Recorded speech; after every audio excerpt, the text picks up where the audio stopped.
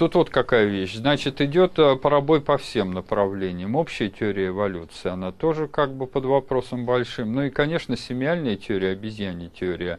Ее пытаются антропологи подкрепить разными способами. Причем идут ухищрения разные. Например, копают в африканской рифтовой долине. Рифтовая долина – это когда все слои земли геологической вывернуты наизнанку, ну, грубо говоря. Там континентальные плиты расходятся, вот в Африке Восточной, и там просто можно шкалу времени видеть. И они вот ходят по этой африканской, вот Улдвайское ущелье, колыбель человечества, и тыкают пальцем. Вот нижние слои там находят австралопитеков, верхние ректусов, верхние еще современного человека. Они говорят, вот этот вот австралопитек предок, значит, эректуса, более высокого. А вот этот эректус предок уже современного человека. И тезис Дарвина, что все из Африки произошли, он как бы таким образом подкрепляется. Подтасовка в чем? Африканский рифт – это уникальное вообще такое образование природное. В других местах его нет. Только вот в этой Восточной Африке. Именно там это вскрыто, эти окаменевшие окаменелости и пласты геологические вскрыты. Поэтому именно там как бы и прародина объявляется. И более того, объявляется именно к Восточной Африке. Чуть ли не в Улдвайском ущелье и вот в реке долина Ома. То же самое примерно, это вот стратиграфия прослеживается. И здесь идет просто подмена. Вот Тим Уайт и Джохансон, авторы вот этой книжки Люси, которая, собственно говоря, наделала много шума, это австралопитек афарский, который в 1975 году был выкопан. Вот, они, в общем-то, сделали большую фальсификацию. Они стали утверждать, что как раз вот этот вот Люси, этот австралопитек, он является предком современного человека. На самом деле, в общем-то, мы не знаем, кто жил в Азии в то же самое время, около 3,5 миллионов лет назад. Вот, или там в Индонезии, или в Австралии, или в Америке. А мы знаем, кто жил в Африке. Именно благодаря тому, что там просто вот эти вот слои. Вот, и на основе этого делается утверждение, что в Восточной Африке колыбель человечества, и все из Африки. В общем, это отсутствие всякой логики и нарушение логики. Но на самом деле есть еще аргумент более серьезный. Вот, например, Иван Антонович Ефремов, известный писатель и палеонтолог, и геолог, он показал, что существует иллюзия эволюции. Это мы уже об общей теории эволюции, так называемой, говорим, потому что геологические слои со временем стираются. И вот чем глубже во времени, тем больше вот эта вот деструкция горных пород. Естественно, кости, которые окаменелости находятся в этих породах, они стираются со временем. Поэтому очень понятно и хорошо понятно, что в раннем палеозое сохранились только рыбы. Потому что континентальных пород практически нет. Вот кто жил на континенте, но это не значит, что континент, материк, был просто пуст. Пуст, и никого там не было. Вот, и только рыбы плавали вокруг этого континента. На самом деле породы стерлись. Вместе с породами стерлись и окаменелости, которые вмещали эти породы. Это понятно. И он это очень хорошо в своей книге «Топономия. Геологическая летопись» показал 1950 года. Вот, и он за эту книгу получил сталинскую премию второго типа. Почему? Потому что он, в отличие от американцев, предсказал, что динозавры, околоводные животные, они могут находиться и находятся, их останки в пустыне Гоби. Он их там и нашел, и вытащил его стараниями и в Улан-Баторе, и в Москве в палеонтологическом музее, во всех музеях, так сказать, хранятся эти останки динозавров, которые он привез оттуда. И именно за эту работу он получил, в общем-то, за теоретическую работу и практическое приложение сталинскую премию второго типа. Вот. Но так как он не мог в правящей парадигме высказываться открыто, хотя он совершенно ясно видел, логически, я так думаю, по крайней мере, он перешел на написание фантастических произведений. То есть это ученый сознательно сделал шаг, когда он перенес время действия вымышленным героем, и фактически он показал, что Земля многократно может заселяться в своих произведениях. Вот «Звездные корабли», например, когда два палеонтолога находят под скелетом динозавра череп человека. Вот, ну и так далее. И, ну и другие там произведения. «Час быка», например, когда Земля заселяется извне, но не Земля, а там Тормоз планета. Вот, и у них в правящей идеологии как бы принято говорить совсем другое.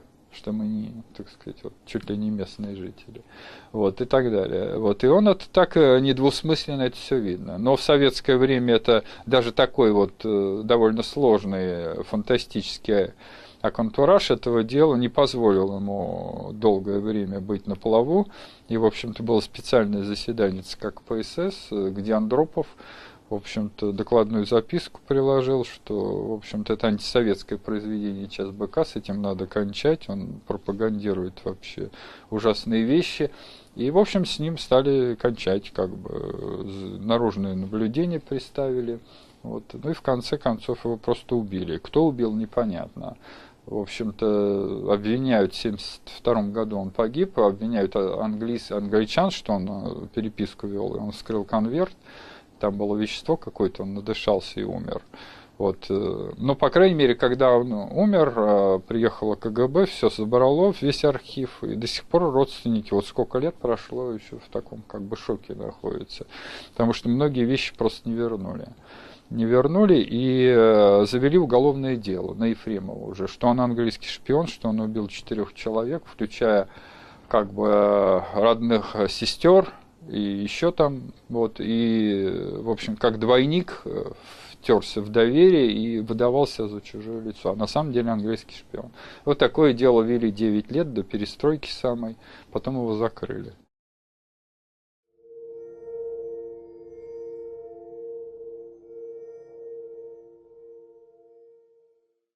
Я считаю, что идет деструкция мышления. Нам навязывают религиозную модель. А то, что модель дарвинистская, она религиозная, это было видно с самого начала.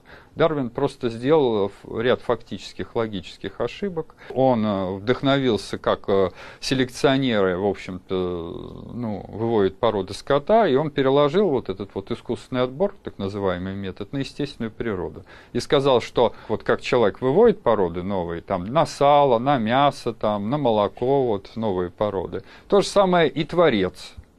Он, в общем, был верующий человек из англиканской семьи, учился в Кембридже на пастора и так далее. И он просто сказал, что Творец, он вот так же и заботится, так сказать, о животных, о благе животных.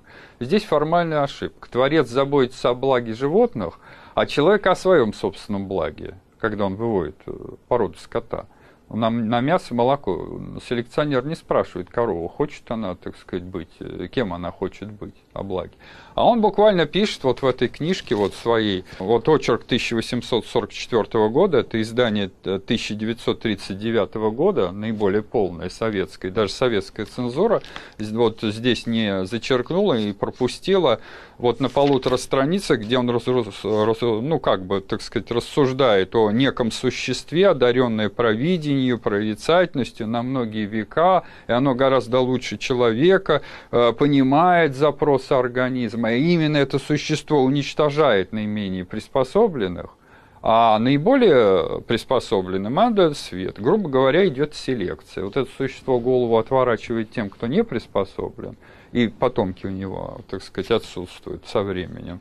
А те, кто приспособлены, наибольшее число потомков имеют, и, в общем-то, они развиваются дальше. Именно оно, вот, имея свой план такой вот, о всем хорошем, так сказать, оно вот управляет процессами эволюции. И вот он пишет дальше, что наша Вселенная управляется Творцом, и рассмотрим, не существуют ли еще какие-либо вторичные способы по экономии природы. То есть все это как экономия природы идет. В общем, это механистическая модель естественного отбора, ничего общего с настоящими как бы процессами, которые в природе происходят, не имеет. Оно просто волюнтаристское. И все эти институты, все эти, так сказать, гранты, огромная, так сказать, сверху надстройка, она выстроена на религиозном фундаменте. Фактически это... Потом ему, конечно, указали, что не должно, так сказать, в научных трудах писать о Творце и прочее. Он заменил это с термином «природа».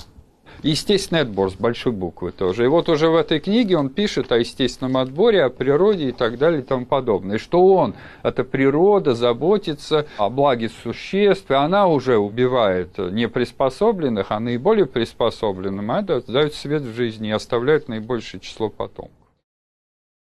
Англикане очень хорошо это восприняли. Например, в англиканских церквях это было, например, в конце XIX века просто советовали читайте Дарвина, прямо на проповедях. С 60-х годов, по-моему, Папа Пий XII, если не ошибаюсь, он принял вот энциклика католической церкви, она приняла теорию эволюции, в общем-то, в отличие от православных. Современный папа тоже в очередной раз сказал, что Дарвин прав, значит, человек тело получил от животных, от обезьяны, а, так сказать, душу от Творца. Я считаю, что дарвинизм – это ересь в рамках религиозной концепции. То есть у них между дарвинистами и креационистами идет межконфессиональный спор. Это действительно новая еретическая такая секта, дарвинизм.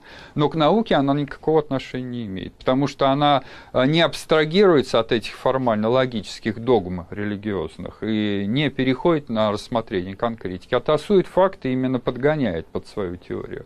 И это делается на всех этажах, на уровне молекулярной генетики, на уровне там, популяционной изменчивости, на уровне там, т.д. То есть выстроена огромная система, огромный синклит, который вот этим занимается. Это новая идеология. Это идеология западноевропейского христианства, и она нас приводит в тупик. Мы помним еще крестовые походы, но не мы лично, а, в общем-то, так сказать, и тогда тоже оправдывали эти жертвы, говорили, что Бог желает. Они же, так сказать, неверны, но они не говорили неверно, они говорили, так сказать, они просто от Бога далеки, поэтому их надо уничтожать. Они не а о нас заботится наш Бог христианский. Поэтому примерно то же самое происходит сейчас. Те, кто, значит, не с нами, тот против нас. Поэтому их надо уничтожать всеми способами. И Бог это, так сказать, одобряет. Ну и вспомним Гитлера и Гиммлера, которых на пряжке у нацистов было написано «С нами Бог». Социал-дарвинизм в чистом виде. И концлагеря, вот Гиммлер же сам был, так сказать, селекционер по домашней птице. И он просто переложил вот опыт выведения новых пород птицы вот на людей, на сообщество. И вот эти концлагеря, уничтожение неприспособленных насильственным путем сгоняния и выведение новой арийской расы. И вот как раз они этим и занимались. Были созданы специальные такие родильные дома, вот со всей Европы собирались там девочки, и, в общем-то, 2 миллиона было вывезено, и фактически их просто как, ну, не суррогатные матери, а просто как матерей их использовали, и каждый эсэсовец должен зачать 10 детей от такой. И их потом помещали в специальные учреждения и так далее и тому подобное. То есть была выстроена такая система. Фактически это, конечно, человеконенавистническая система, и вот то, что сейчас происходит в современном мире, это, в общем-то, прямое следствие вот этих взглядов. Потому что правящие миром, они просто берут на себя ответственность, что они как бы вот посланцы, помазанники Бога. И они считают, что они вправе уничтожать неприспособленных какие-то там. Ну, сейчас не говорят о высших и низших расах, ну, по крайней мере, говорят о всяких народах, которые там не хотят на путь прогресса встать, демократии. Ну, фразеология изменилась, а методы остались те же.